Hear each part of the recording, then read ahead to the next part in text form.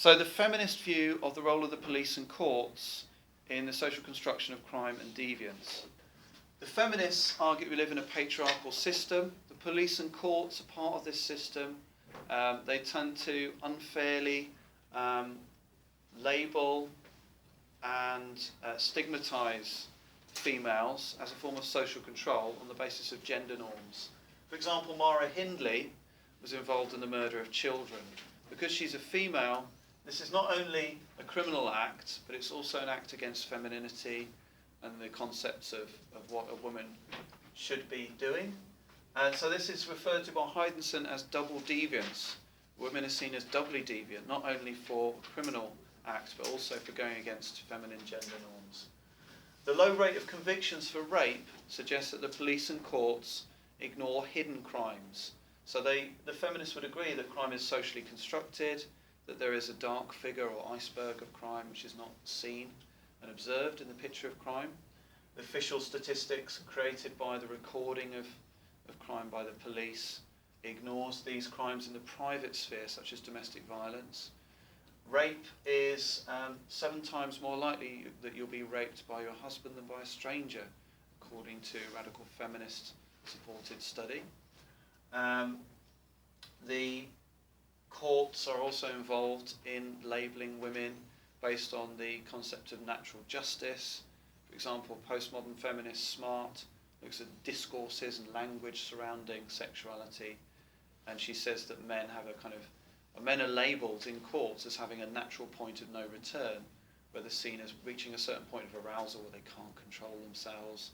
And this is then seen as justifying a harsh decision about a female victim of rape because she's seen as somehow leading a man on. This ignores the fact that rape is to do with power and culture, not nature and sexuality. The feminists are critical of the police and courts and argue that they are involved in the social construction of crime. Record a quick criticism. So the feminist approach to the role of the police and courts in the social construction of crime and deviance can be criticised. The functionists and right realists might argue that feminists focus too much on males, the problem of patriarchy in the police and courts. They ignore how males and females make rational choices, and we should fairly judge the actions of those who claim to be harmed and those who are accused of harming others. So, for example, in rape cases, there may be a grey area where women are promiscuous or make choices that could involve them being partly at fault. This might be supported by Camille Paglia, who is described as a neoconservative and says that it's a jungle out there. Sex and dating is a form of combat, and women need to take responsibility rather than just saying they can be free and equal to walk on the streets in whatever clothes they wish. Paglia actually says feminists are wrong to sell them this myth of feminism. The postmodernists might argue that gender and patriarchy have changed. We live in a more media-saturated society. There's still labels attached to, by the police and courts, attached to different groups, but the media might be competing with the police and courts to label groups.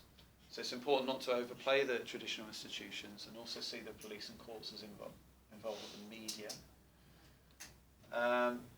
The Marxists might emphasise how patriarchy is a result of capitalism, so the police and courts are acting on the basis of the needs of the economic system.